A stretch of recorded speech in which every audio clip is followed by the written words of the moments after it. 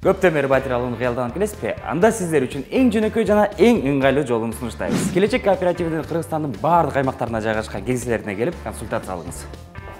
Экинчиси, катарга турган соң Кыргызстандын бардык аймактарынан каалаган суммага жер там же болбосо квартира издей баштасаңыз болот. Үчүнчүсү, тапкан соң ошол үйдүн турган баасынан болгону 25%-ын сиз чыгарасыз, ал эми калган 75%-ын келечек турак жай кооперативи төлөп берет. Дал ушундай шарттар менен бир гана үй эмес, машина же болбосо спецтехника да алсаңыз болот. Жана эң башкысы, үйдүн бардык документтери сиздин атыңызга катталат. Сиз батир алган сумманы 10 жыл ичинде бирдей төлөмдөр менен төлөп кутулсаңыз болот. Келечек кооперативи буга чейин 400дөн ашуун үй бүлөлөргө батир алганга жардам берди. Кийинки кезек сиздерде. Андыктан кыялыңызды келечек кооперативинен бирге орнатыңыз.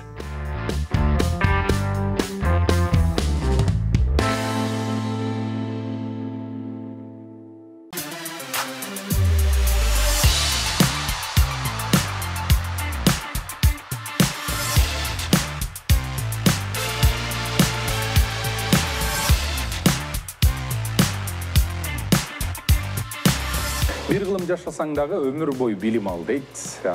Demek ki adam ömür boyu bilim alууну токтотпош керек, анткени билим алуунун эч кандай чеги болбойт. Сиз бизди көрүп жатсаңыз, сиз дагы бүгүн жаңы маалымат, кызыктуу фактылар менен таанышалы деп, ким билет интеллектуалдык долбоорун көрүп жатасыздар. Менин атым Кубат Кубанычбеков. Биз бүгүн жылдыздуу коноктор менен, мындай бүгүн тактап айтканда жылдыздуу коногубуз жана жылдыздуу коногубуздун баласы менен өтө бир кызыктуу таймашка чөбүз дейлик. Белгилүү ырчы, актер, сценарист, учурунда керек болсо режиссер да болгон, азыр керек болсо бизнести да аркалап атат. Белгилүү жалпысынан Кыргызстанга хайп менен өтө белгилүү болгон, сникерсти жакшы көргөн, жакында эле кыздуу болгон Курал Чокоев мырза бүгүн конокто. Курал Чокоевдун уулу Санжар. Фамилия Чокоев эле? Чокоев. Санжар Чокоев. Баракелде. Куш келипсиңер, ассалам алейкум. Рахмат. Кол чалып койгойлу, студияда отургандар, азаматсыздар. Келиңиздер. Алгач менде бир суроо. Санжар. Азыр мектепте окуп атасыз, сиз? 11-ci klassız. 10-cu klassız. Barakelde kança деген балаларга окуйсуз? Iya. Ortaça. Kural. Kural досубуз сизчи? Канча окудуңуз? Алма бутагынын алыс кузабайт дечү эле. Аналогично. Орточо окучу. Орточо. Кайсы сабак жакшы көрчү элеңер? Эң жакшы көргөн сабак? Санжар. Орус тили. Орус тил? Орус тил жакшы көрөсүз. Мектеп бүткөндөн кийин кайсы профессия менен, кайсы бир кызматты тандап кетейин деген ой бар? Авиационный училище. Авиационный училище, баракелде. Пилот болойн атасы, Дүйнөнүн баарын кыдырып, Куралга караганда ары бери ташып, Кудайым буйрса, пенсияга чыккандан кийин. Ага чейин Курал өзүн өзү эле ташыйт да. Баракелде, кандай гана болбосун, мен сиздерди бүгүнкү биздин долбоорго куш келипсиздер дейлик. Шарттарын айта кетелик. 4 сабак боюнча таймашабыз. Анан Санжар бир аз катуураак. Атаңыз мындай эстрадада жүрүп кат сүйлөп көрүнүп калган, анан Курал кат сүйлөп атат, сиз акыры сүйлөсөңүз азыр кыздар ойлоп калат, назик жигит экен деп.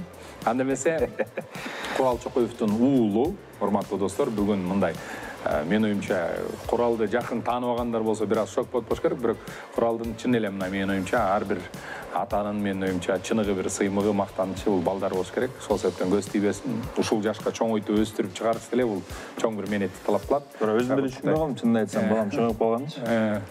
Азыр бою да мага жетип калды, ою да мага жетип калды. Бираздан кийин сакал койсо, анан кепке кийсе көңөр окшош болуп калсыңар. Биринчи сабактын шарттарын айтып берелик, анда эмесе. Биринчи сабактын эрежеси. Биринчи сабакта окуучуларга 15 суроо берилет. Жооп берүүнүн алдында атайын кнопканы басып жооп бериш керек. Туура эмес жооп айтылган болсо, жооп берүү мүмкүнчүлүгү кийинки окуучуга берилет. Биринчи туура жоопту айткан окуучу 2 упайга ээ болот. Катышуучуларга ийгилик каалап, сабакты баштайбыз. Ал эмесе акырындык менен суроолорду баштайлы. Туура жооп берсеңиз 2 упай, туура эмес жооп берсеңиз эчтеке эмес. Ким биринчи баскычты баса, ошол жооп бергенге ак алат, Биринчи суроо мындай экен. Дүйнөдөгү эң туман баскан борбор. Курал? Туман басканбы же түтүн басканбы? Туман баскан. Түтүн башка, туман баскан. Туман баскан. Негизи мындай өтө жаанчыл мамлекеттер туман басат. Мен ойлойм, ушул Великобритания болуш керек. Лондон шаары. Лондон, баракелде, Куралда 2 упай. Эмнеге дегенде Туманный Альбион деп жөнүн айтылбайт, Лондон жөнүндө. Анда эмесе, Америкада эркин статуясынын колунда эмне бар? Бас. Чырак. чырак, жол болсо Факел. факел, азаматсыз. Санжар, сизде 2 ұпай. Бул оюндун аты себет жана топ деп которулат. Ал эмне? Кыдай бир жолу. Бул оюндун аты себет жана топ деп которулат. Бул эмне? Себет жана топ. Себет деген сөздүн маанисын түшүнө албай атам да. Себет деген маанисин билбейсизби? Себет жок. Азыр мен орусчасын айтсам дароо таап аласыңар да. Орусчасын айтып көрүңүз. Анчын неме агай деп кол көтөрүш керек. Агай баракелде. Себет деген корзина деп которулат. Баскетбол. Баскетбол. Санжарда 2 ұпай, азаматсыз. Ал эмесе жер бетиндеги рельефтин сүрөтү бул эмне деп аталат?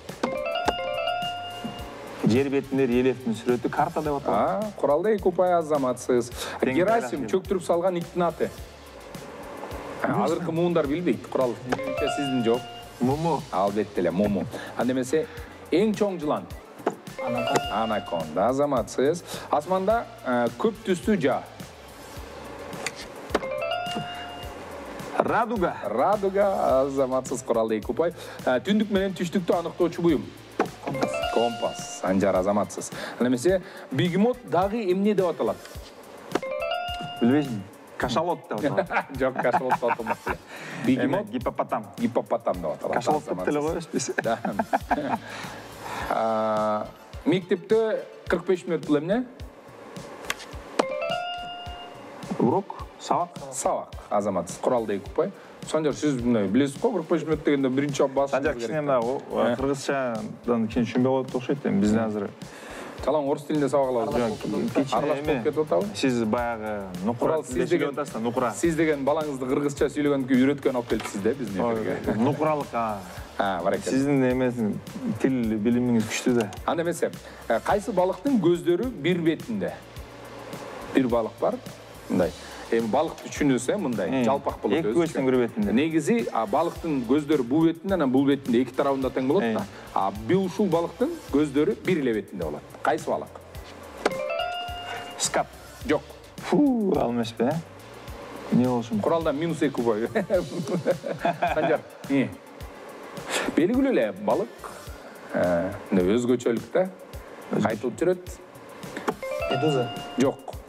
Балык. Балык. Прям балык да. Медуза негизи балыктын формасында эмес го? Скаттагы көздөрү бир тарапта. Мен жеңил билбейт экенмин. Агай десеңер бир подсказка берейин. Кдан башталат. Кальмар? Жок. Ал эми балык эмес да. Такс. Агай. Дар подсказка. Санжар, сизге ким болсо? Сөздүн аягы ошо менен бүтөт. Сөздүн аягы? М менен бүтөт экен, А менен бүтөт. Жок. Санжар, сизге ким? Балам да. М менен бүтөт. К менен башталат, анан жок. Ошондо Санжар Курал ит болуп калды. Тагда азыр эме. К менен башталып, менен бүтөт. Жок, балам эмес эми, негизи бала го. Бала. А. Анан К. Кан. Белгилүү балык бар го. Ана эмесе 5-4-3 бул упай менде калат окшойт. Камбала, Куралда 2 упай. Камбала. Аларга суроо талапты. Ачко алдыңбы? Ооба, 2 упай сиздики. Аларга суроо талапты жаратуу максатында товарлар жөнүндө маалымат. Тап жол. Аларга, мындай. Аларга эмес, аларга. Суроо талапты жаратуу максатында товарлар жөнүндө маалымат. Реклама? Же болбосо жарнама. Санжарга 2 упай берем, анткени кыргызчасын биринчи айтты. Азаматсыздар. Көп адам чогулуп искусствонун бир түрүн көрүүчү жер. Театр. Куралда 2 упай, азаматсыз. Ана эмесе 47 кылдуу музыкалык аспап. Опа. Эми Курал, сиз билбесеңиз, Бул арфа. Куралда 2 упай туура. Ана эмесе Санжар, тез жооп берели. Мотору бар велосипед. Самокат. Мотору бар. Мотоцикл. Мотоцикл, азаматсыз. 2 упай сиздики. Биринчи сабак ийгиликтүү бүттү, анда эмесе жыйынтыгын чыгаралы.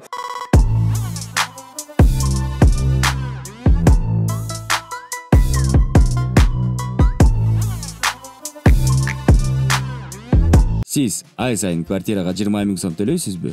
Ооба, төлөйм. Ошондо сиз 1 жылда 240 000 сом төлөп каласызбы?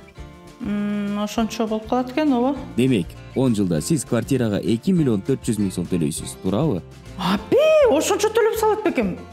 Мен санап турмун да буну.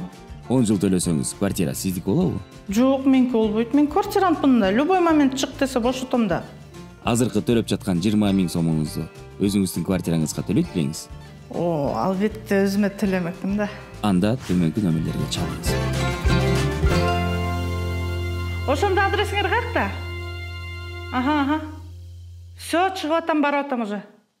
Экинчи сабактын эрежеси. Бул сабакта окуучуларга дүйнөдө белгилүү болгон 5 факт берилет. Ал фактыларга туура жооп берген окуучуга 2 упай, ал эми күлкүлүү жооп бергенге 3 упай берилет. Кимиси таң калтыраарын ушул сабактан көрө алабыз.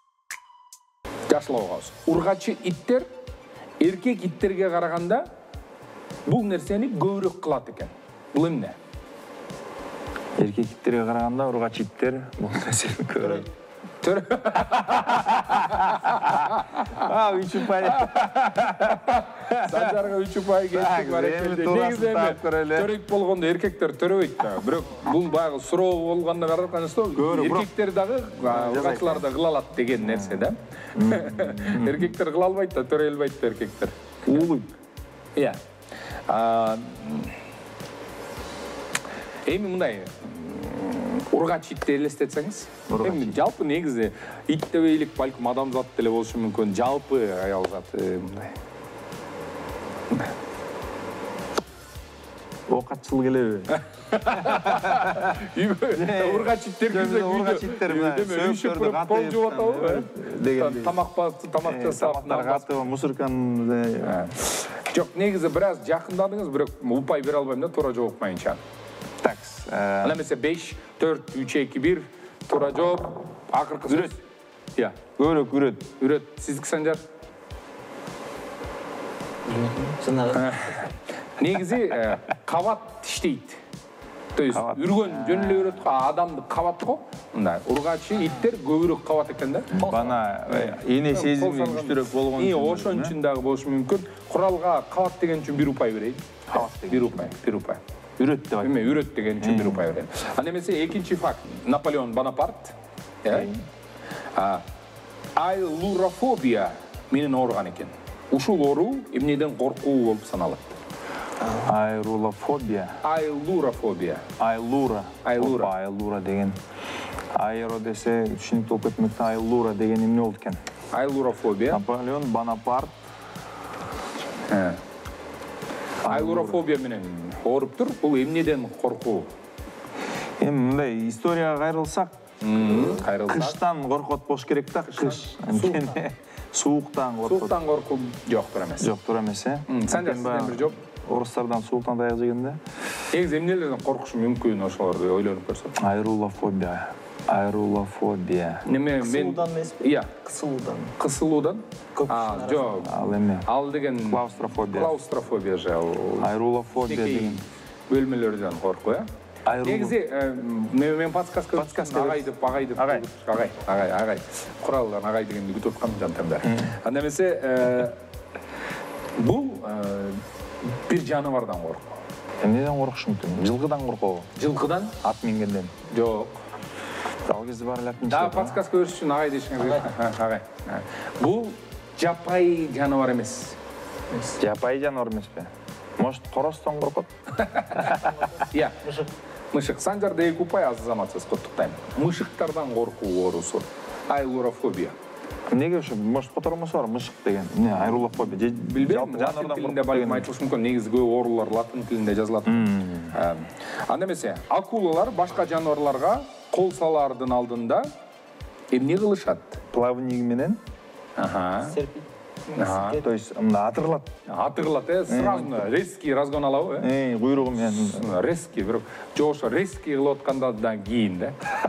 Ал резкий кылды уже нападать этип атат да, уже оозун ачып келатканда, немек мындай да, акула оозун ачып уже нападать этип баратканда, ошо бир нерсесин кылат да. Как раз. Негизи эми мындай логикалык ой жүгүртүү менен ал нерсени кылбаш керек да, бирок кылып кылынат экен да. Оозун ачып келаткан учурда Су жұтылады. Не, су жұтылады. Суның астында. Мен да қолдың мындан ары подсказка қылсам уже тақыр эле белгилүү болуп калат. ойлонуп кичине мындай эме жеп эле койсом жесемби деген сыяктуу ой келет болуш керек. Алалбы, неме, халал эмес окшойт деп.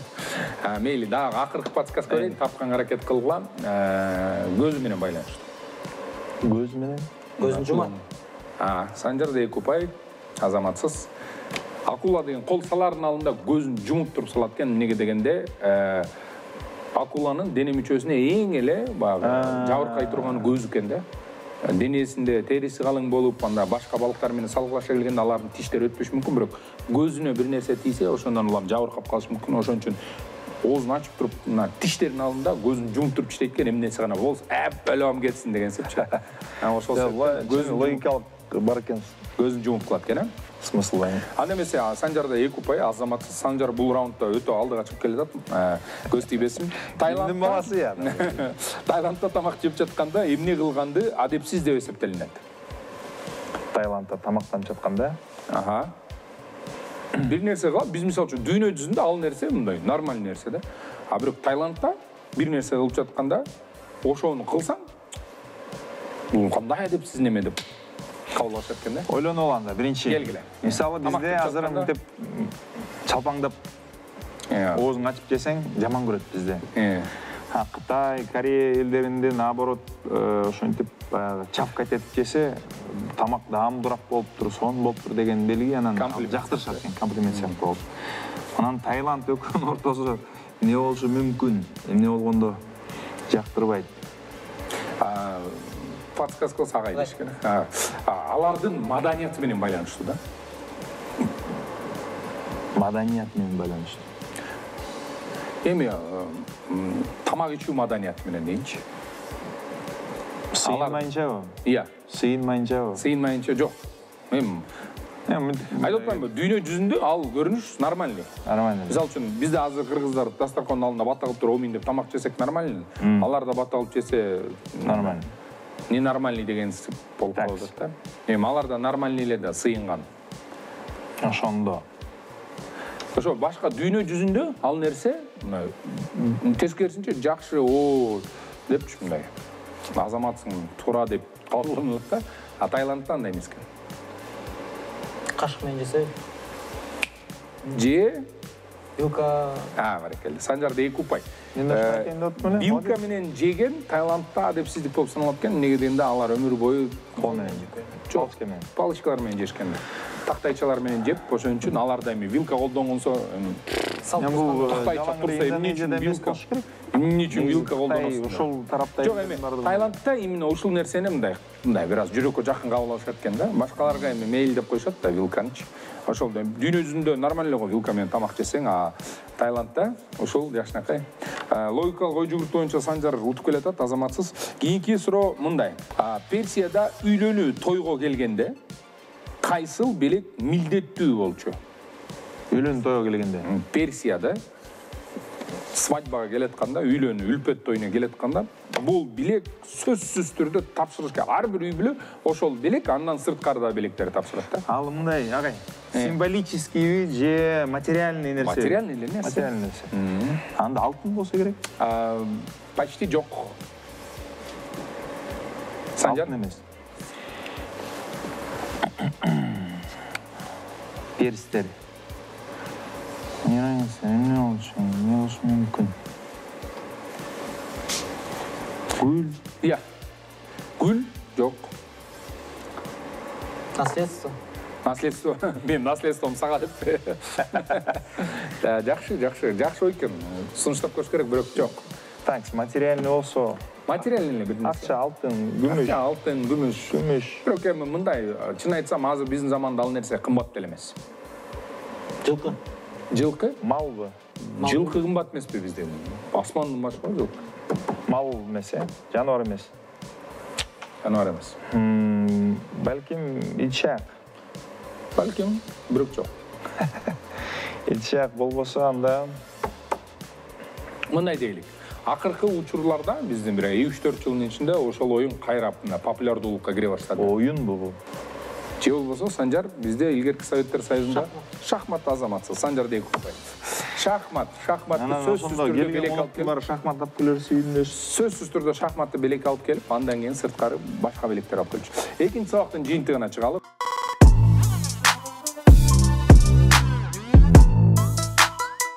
Үчүнчү сабак. Бул сабак тездикти талап кылат. Кайсы окуучу 1 мүнөттүн ичинде канчалык көп сөз окуса, ал окуучуга 5 упай ыйгарылат. Ошол эле учурда аз сөз окуган окуучу упайга ээ болбойт. Кайсы катышуучу ылдам экенин ушул сабактан байкайбыз. Ийгилик.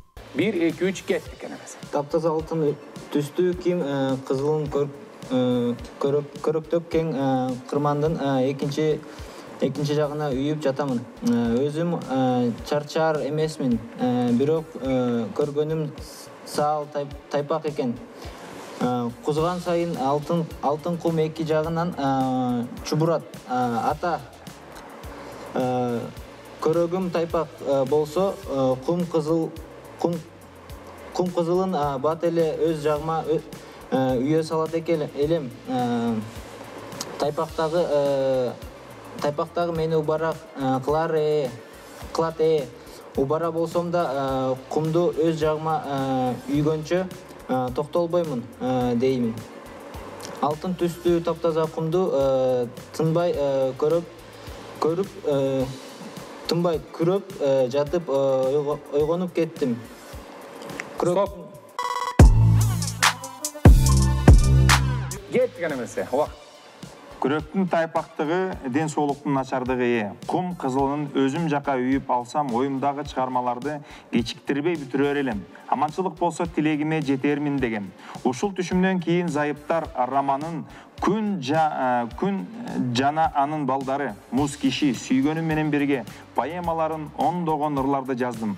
Бул башында 1 жана 2 актылуу 3 пьесаны шыдыр иштедим. 1967-жылы башталган Көк асаба тарыхы романдын алгачкы редакциясы аяктап калды. Бул менин санаамдагы тарыхый романдардын туңгучу. Bir катар макалаларын жазылды. Башынан көптү кечирген элибиздин өмүр тарыхын, маданияттын изилдеш жана көп күчтүү талап этүүдө. Кыскасы 1959-жылдан берки иштегендерим ушулар. Өз болжолума түшүмдө колумда тайпак күрөк болгону өңүмдө ишимден сезилди. 1965-жылга чейин Зайыптар чейин. Аны эмесе 3-чү сабактын жыйынтыгы боюнча Курал мырза Санжарга караганда бир аз көбүрөөк сөз окуп жеңишке болду. Куттуктайбыз 5 упай сиздики. Бул жыйынтык боюнча 3 сабактын жыйынтыгын ала келсек, Курал мырзада 24 упай, Санжарда 23 упай бар. Азаматсыздар карабез бирдей келип алсыз.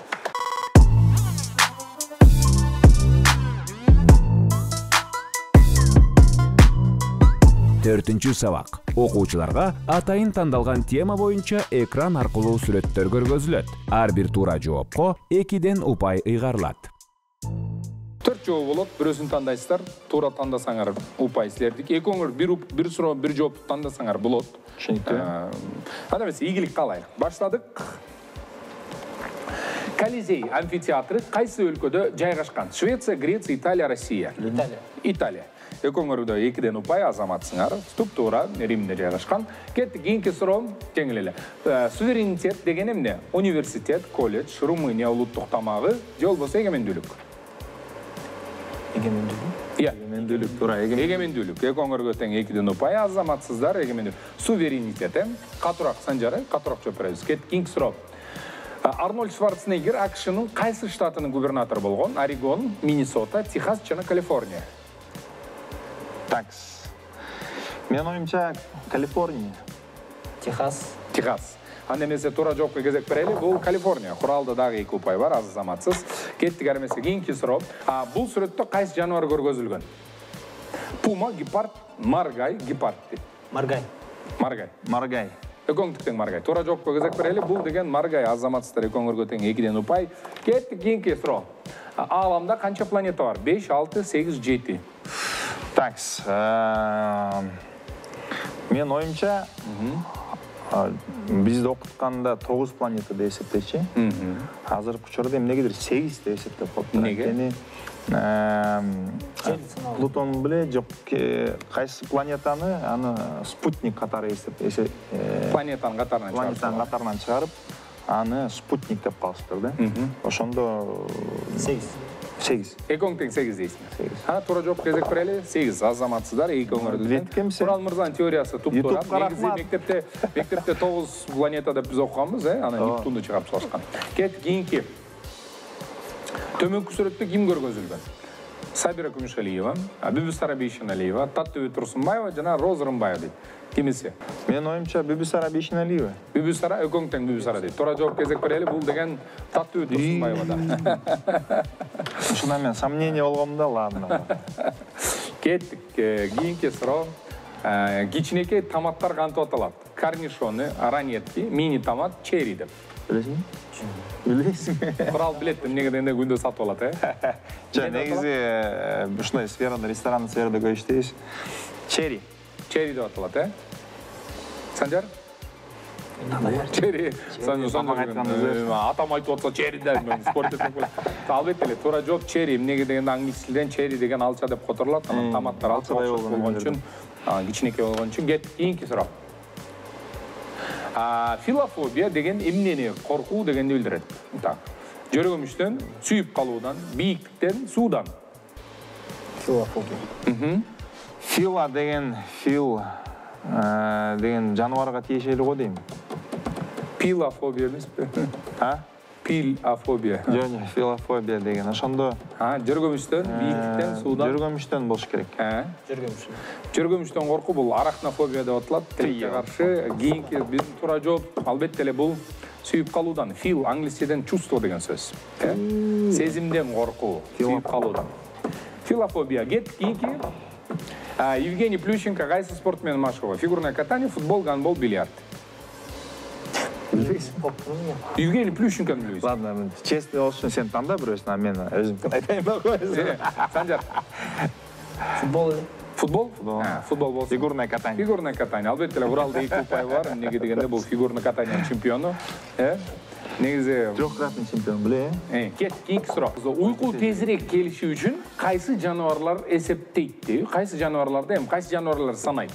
Негизи жатып алып уйкун келбей калса ушу жаныбарлар санайт дейт го. Аюуларды, иттерди, жарганаттарды, койлорду. Койлорду. Туура жооп, албетте эле экөөңөрдүкү тең. Анда эмесе 4-үнчү сабактын жыйынтыгын чыгаралык. Жалпысынан 4 сабактын бардыгын жыйынтыктай турган болсо, Куралда 40 упай, ал эми Санжарда 35 упай, ошол менен Курал жеңишке ээ болду. Куттуктайбыз колчалар. Эми бирок мен оюмча Санжарда эле өтө жакшы таймаш көргөздү. Кудайым бурса 17 десиз, азыр. 17ге толуп атат. Курал сиздин жашыңызга карагыча бул дагы миллиондогон маалыматтар белет. Буйруса, Кудайым буйруса. Албетте эле. Сиз түнү менен отуруп YouTube'дан карактагы баягы. Жок, негизи мен эми азыр информациянын заманында каалаган нерсени интернеттен көрүп окуп билип алсаң болот. Анан YouTube'да аябай көп көрөм, анан развлекательный контентте көрөм, бирок ушундай научный контенттерди да көп көрүп турам. Политический контентте көрөм, ошон үчүн кичине буякта берилген тапшырмалардын көп эсесин билет экен. Эң туура. Анда эмесе мен биздин көрүүчүлөрүбүзгө, силердин көрөрмандарыңарга Санжар, сизди жактырган биздин интернет сүйүүчүлөргө билим алуу боюнча негизи азыркы учурда жаштар үчүн билим алуу бул эмне? Билим алуу бул